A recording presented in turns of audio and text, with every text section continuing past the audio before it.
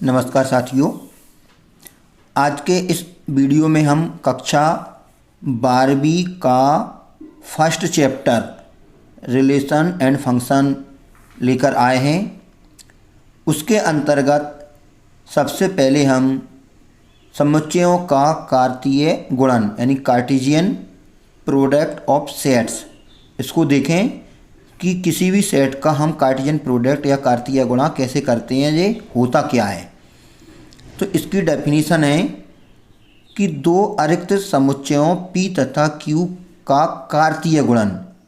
दो सेट कैसे होना चाहिए? अरिक्त यानी नॉन एम्प्टी, खाली नहीं होना चाहिए, उसमें कुछ ना कुछ एलिमेंट हों। तो उनका Cartesian product P cross Q उन सभी क्रमित युग्मों यानी ऑर्डर्ड पेयर का सेट है, का समुच्चय है। यानी P क्रॉस Q जो कार्तीय गुणा है, कार्टेशियन प्रोडक्ट को हम कैसे रिप्रेजेंट करेंगे? P क्रॉस Q यानी P का Q में करेंगे मल्टीप्लाई तब, और Q का P में करेंगे तो Q क्रॉस P हो जाएगा। तो अभी अपन P क्रॉस Q के हिसाब से इस डेफिनेशन को देख रहे हैं। तो P तथा Q का कार्टेशियन प्रोडक्ट या कार्तीय गुणा P क्रॉस Q उन सभी ऑर्डर्ड पेयर यानी क्रमित युग्मों का समुच्चय है जिनको प्रथम घटक P से और द्वितीय घटक Q से लेकर बनाया गया है। यानी P क्रॉस Q में PQ टाइप के एलिमेंट आएंगे, जो ऑर्डर्ड पेयर है तो PQ टाइप के एलिमेंट आएंगे। उसमें जो P वाला एलिमेंट है यानी फर्स्ट कंपोनेंट है वो P का एलिमेंट होना चाहिए, P के अंदर बिलोंग करना चाहिए, और जो सेकंड कंपोनेंट है द्वितीय घटक है वो Q सेट के अंदर होना चाहिए, यानी Q सेट का एलिमेंट होना चाहिए। यदि P या Q में से कोई भी एम्प्टी सेट यानी रिक्त समुच्चय है तो उसका जो कार्टेशियन प्रोडक्ट है वो भी रिक्त समुच्चय होता है। अर्थात P क्रॉस Q इक्वल 5।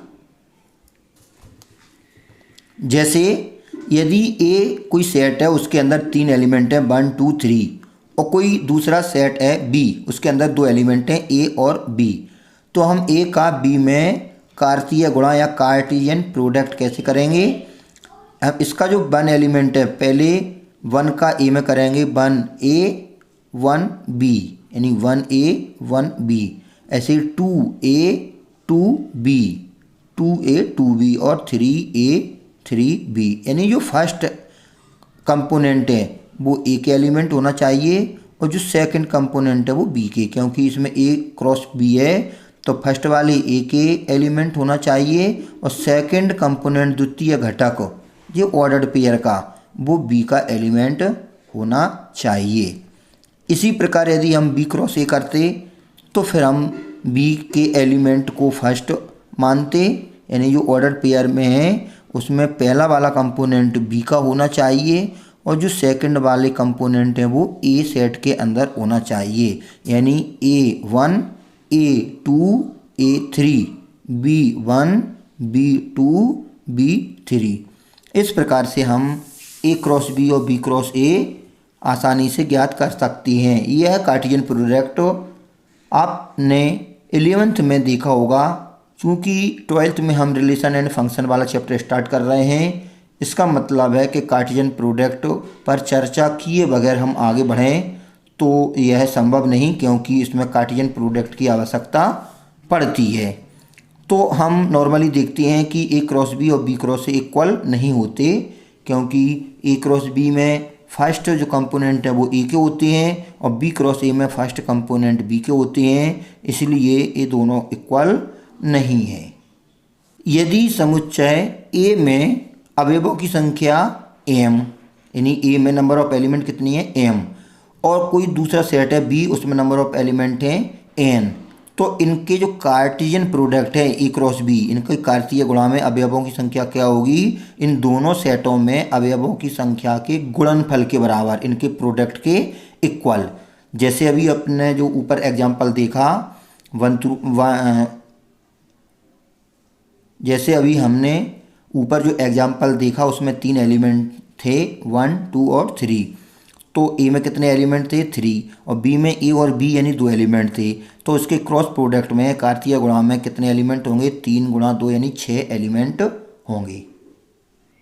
अब संबंध या रिलेशन क्या होता है, तो किसी अरिक्त समुच्चय ए से अरिक्त समुच्चय बी में संबंध कार्तीय गुणन ए क्रॉस बी का एक उप समुच्चय होता है।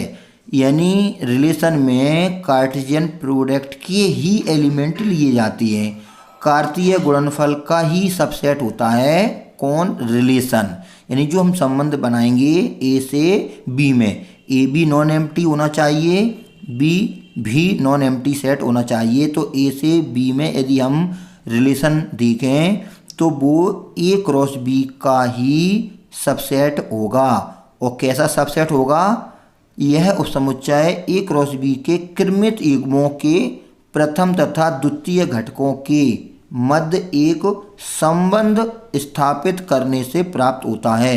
यानी ए क्रॉस बी के जो पेयर हैं, जो ऑर्डर्ड पेयर हैं, ए क्रॉस बी के जो एलिमेंट हैं, तो पहले एलिमेंट यानी फर्स्ट कंपोनेंट को सेकंड कंपोनेंट से किस रूल से संबंधित किया गया है, वो रूल यानी कोई नियम होगा, उस नियम से संबंधित वाले जो पेयर हैं, ऑर्डर्ड पेयर हैं, वो रिलेशन के अंदर आ जाएंगे। जैसे मान लिया कि रिलेशन हम बना दें कैसा, ए इक्वल टू बी। जैसे हम इधर साइड में देखें कि जी ए बी कोई पेयर है और इनमें रिलेशन क्या होना चाहिए, ए इक्वल टू बी, यानी पहला वाला बाद वाले से डबल होना चाहिए। मतलब ए की जो वैल्यू है बी से डबल हो, तो बी की वैल्यू यदि 1 है तो ए की वैल्यू क्या होगी 2, तो 2 1। यदि ये 2 है तो ये 2 हो जाएगा, तो कितना हो जाएगा ये 4, 2 2 जा 4, तो 4 2। यदि ये 2 है तो ये 4 होगा। तो इस प्रकार के एलिमेंट रिलेशन में आएंगे कौन कौन से, मतलब जहाँ पे 1 है तो 1 जो 1 होगा तो यहाँ पे 2 होगा इसका डबल, क्योंकि बी का डबल ए है, तो 2 1, फिर 4 2, फिर 6 3। यदि 3 है तो ये 6 होगा। तो मतलब है कि इस प्रकार के जितने भी पेयर हैं वो अपने रिलेशन के अंदर आ जाएंगे। और कार्टेशियन प्रोडक्ट में तो जितने भी होंगे, लेकिन रिलेशन में वही एलिमेंट आएंगे जो इस नियम को फॉलो करेंगे। यदि ये रिलेशन दिया है, ये संबंध है तब। ऐसे हमको अलग अलग क्वेश्चनों में अलग अलग रिलेशन दिए रहते हैं, या हमें कुछ रिलेशन के सेट के आधार पर वो रिलेशन फाइंड करना पड़ती हैं। प्रांत या डोमेन, यानी रिलेशन का प्रांत कैसे पता करेंगे या क्या होगा, कोई भी रिलेशन कोई भी संबंध है उसका प्रांत या डोमेन क्या होता है। तो समुच्चय ए से समुच्चय बी में संबंध आर, यानी ए से बी में कोई रिलेशन आर है, तो क्रमित युग्मों के सभी प्रथम घटक यानी रिलेशन के जितने भी अवयव हैं पेयर वाले, उनमें जो फर्स्ट कंपोनेंट हैं उनका सेट आर का यानी रिलेशन का प्रांत या डोमेन कहलाता है, या उसके सेट को हम प्रांत कहते हैं। जैसे जितने भी, जैसे 1 2 2 3 3 4, तो 1 2 3 जितने भी फर्स्ट वाले कंपोनेंट होंगे, रिलेशन के जितने भी अवयव हैं उस रिलेशन के अवयव के फर्स्ट कंपोनेंट, क्योंकि रिलेशन में कैसे एलिमेंट होंगे पेयर वाले, तो प्रत्येक पेयर के पहले जो घटक हैं फर्स्ट कंपोनेंट हैं उनका सेट आर का प्रांत कहलाता है।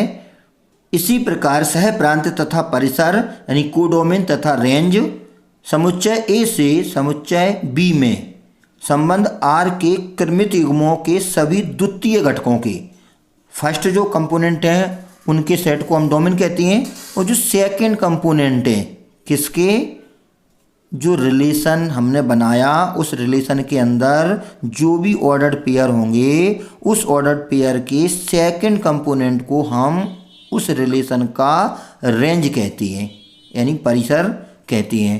और जो पूरा सेट बी है जिसके अंदर हमने इमेज बनाई, यानी ए से बी में रिलेशन बनाया, तो पूरा का पूरा सेट बी उस संबंध का कोडोमेन या सह प्रांत कहलाता है। इस प्रकार जो रेंज है, परिसर यानी रेंज, वो सबसेट होती है सह प्रांत यानी को डोमेन, यानी रेंज कोडोमेन से ज़्यादा नहीं हो सकती, या तो वो उसकी इक्वल होगी या वो उसी का सबसेट होगी। जैसे ए हमारा 1 2 3, यदि हम ए क्रॉस ए देखें तो कितना आएगा 1 1 1 2 1 3, 2 1 2 2 2 3, 3 1 3 2 3 3। हमने ए का कार्तीय गुणा ए से ही कर दिया। इससे पहले हमने डेफिनेशन में देखा दो सेट थे ए और बी, तो ए का बी से किया था तो ए क्रॉस बी, बी का ए से किया था बी क्रॉस ए का ए से करेंगे तो ए क्रॉस ए। अब एक रिलेशन है, इसमें ए बी टाइप के एलिमेंट हैं और ए इक्वल बी, ये हमारा रिलेशन है ए इक्वल बी। अब देखते हैं कि रिलेशन के अंदर क्या आएगा। तो ए इक्वल बी का मतलब होता है ये दोनों इक्वल होना चाहिए। तो इक्वल होंगे तो कौन कौन से आएंगे 1 1 आएंगे, 2 2 आएंगे और 3 3 आएंगे। मतलब ए क्रॉस ए के 3 एलिमेंट ही इसके अंदर आ पाएंगे। कौन कौन से 1 1 2 2 और 3 3। तो इसमें जो पहले पहले वाले हैं वो जाएंगे डोमेन में, जो दूसरे दूसरे कंपोनेंट हैं वो जाएंगे रेंज में। तो इसमें इस कंडीशन में डोमेन और रेंज अभी हमारे सेम है। और जो बी सेट है, बी सेट कौन सा था हमारा, ये ए और बी दोनों सेम है, तो जो बी सेट इसने नहीं पूरा ए है तो ये कोडोमेन में जाएंगे, यानी कोडोमेन में जाएंगे 1 2 3। तो इस कंडीशन में हमारा डोमेन 1 2 3, रेंज भी 1 2 3 और कोडोमेन यानी सह प्रांत भी 1 2 3, यानी तीनों की तीनों सेम हैं। अलग अलग भी हो सकती हैं किन्हीं कंडीशन में, लेकिन इस कंडीशन में तीनों सेम है, प्रांत, परिसर और सह प्रांत, यानी डोमेन, रेंज एंड कोडोमेन। देखिए एक अन्य एग्जाम्पल को देखें। इसमें हमें डोमेन और कोडोमेन और रेंज तीनों ज्ञात करना है। इससे हमें सारी चीज़ें क्लियर हो जाएंगी कि किसी सेट से रिलेशन हम कैसे तैयार करते हैं और डोमेन, कोडोमेन और रेंज क्या होता है। तो सेट ए है, 1 से लेके 14 तक उसमें एलिमेंट दिए हैं और आर इसी सेट पर एक रिलेशन है जो इस नियम को फॉलो करता है, यानी इसके जो ऑर्डर्ड पेयर हैं वो इस नियम को फॉलो करना चाहिए। यदि इस नियम को जो ऑर्डर्ड पेयर फॉलो करते हैं वो हमारे रिलेशन यानी संबंध में आ जाएंगे। तो संबंध हम बनाने की कोशिश करें, देखें संबंध में कौन कौन से आएंगे। जो 3x माइनस वाई, इसको हम क्या लिख सकते हैं y इक्वल 3x, ऐसा भी हम इसको सॉल्व करके लिख सकते हैं। तो हम इसको एक बार लिख दें कि कौन कौन से एलिमेंट आएंगे, 3x माइनस वाई इक्वल 0 या y इक्वल 3x, इस टाइप के एलिमेंट इसमें आएंगे। और जो x और y दोनों हैं वो हमारे सेट ए के एलिमेंट होना चाहिए, क्योंकि ए में से ही तो हमको रिलेशन बनाना है। तो अब एक बाय क्या है, बाद वाला एलिमेंट, यानी बाद वाला एलिमेंट जो द्वितीय घटक है सेकंड कंपोनेंट वो पहले वाले का डबल होगा। यानी पहला वाला 1 है, यहाँ पे 1 है तो बाय कितना आएगा 3। देखो यहाँ पे 1 है तो 1 का 3 में मल्टीप्लाई करेंगे तो बाय कितना आएगा 3। तो जो रिलेशन है वो हमारा आएगा, यदि ये 1 है तो ये 3 हो गया, यदि ये 2 है तो यहाँ पे 2 3 6 तो बाय कितना हो जाएगा 6। यदि यहाँ पे 3 है तो 3 3 का 9 तो बाय हो जाएगा 9। यदि यहाँ पे 4 है तो 4 3 12 और यदि यहाँ पे 5 है तो 5 3 15 और ये हमारा 14 तक है, यानी यहीं तक आएगा। हमारा जो पहला वाला कंपोनेंट है वो 1 2 3 4 से ज़्यादा नहीं हो सकता, क्योंकि यदि हमने x का मान, पहला वाला मतलब x का मान 5 लिया तो 5 तो इसके अंदर है, पर 5 लेने पर 5 3 15, जो y का मान 15 है, यानी 5 और 15, तो 5 और 15 तो नियम ये कहता है कि x और y दोनों एक के अंदर होना चाहिए, तो 15 इसके अंदर नहीं है, इसमें केवल 14 तक ही है। तो हमारा रिलेशन में केवल 4 ही एलिमेंट आ पाएंगे। अब इसका प्रांत क्या होगा, प्रांत यानी डोमेन। डोमेन हमने क्या बताया था कि ऐसा सेट जो रिलेशन के फर्स्ट कंपोनेंट हो, मतलब डोमेन के जो एलिमेंट है वो रिलेशन के फर्स्ट कंपोनेंट होना चाहिए, यानी 1 2 3 4, ये आपका डोमेन में जाएगा। परिसर या रेंज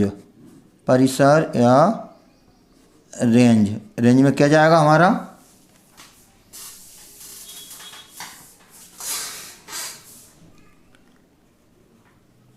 परिसर या रेंज में जो रिलेशन है उसके द्वितीय घटक, उसके जो एलिमेंट किस फॉर्म के हैं?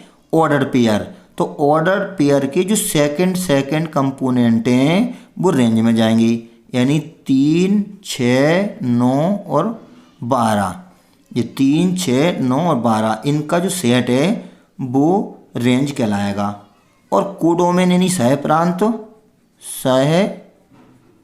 प्रांत को डोमेन, वो हमने पहले ही बताया था कि पूरा जो सेट बी रहता है, यानी हम ए से बी में जो बनाते हैं, ए से बी में, तो बी सेट कोडोमेन कहलाता है। अभी हमने ए से ए में बनाया क्योंकि हमने जो रिलेशन तैयार किया वो ए सेट में ही है, इसके जो दोनों के दोनों हैं वो ए में हैं। पहला कंपोनेंट भी ए का और दूसरा कंपोनेंट भी ए का, ये 2 कंपोनेंट हैं तो दोनों के दोनों ए में हैं, इसलिए ए से ए में बनाया।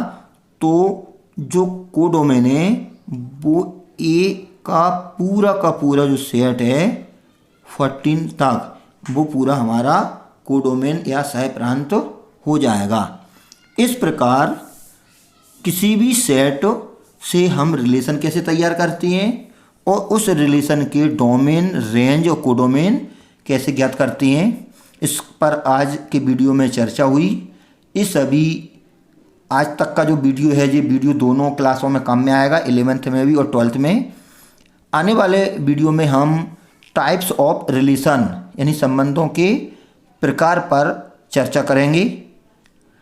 12th के स्टूडेंटों को हम एक वीडियो की सीरीज पूरी ला रहे हैं, उसमें सभी टॉपिक्स को बारीकी से उसके कॉन्सेप्ट क्लियर करने की कोशिश करेंगे। आप हमारे प्रत्येक वीडियो को बड़े गौर से देखें और अपने मित्रों तक भी शेयर करें। अगले वीडियो के लिए आप इंतज़ार करें। अभी तक आपने हमारा चैनल सब्सक्राइब नहीं किया है तो उस चैनल को सब्सक्राइब ज़रूर कर लें, जिससे आने वाली वीडियो के नोटिफिकेशन आप तक आसानी से पहुंच सकें। अब आप हमें कुछ सुझाव देना चाहती हैं तो आप कमेंट्स के माध्यम से ज़रूर हमें बताएं। हम आपके सुझाव को अगली वीडियो में ज़रूर शामिल करेंगे और कोशिश करेंगे कि आने वाली वीडियो बेहतर से बेहतर आपकी किस प्रकार सहायता कर सकते हैं, ऐसे हमारी आशा है। आप तब तक के लिए इंतज़ार करें। नमस्कार।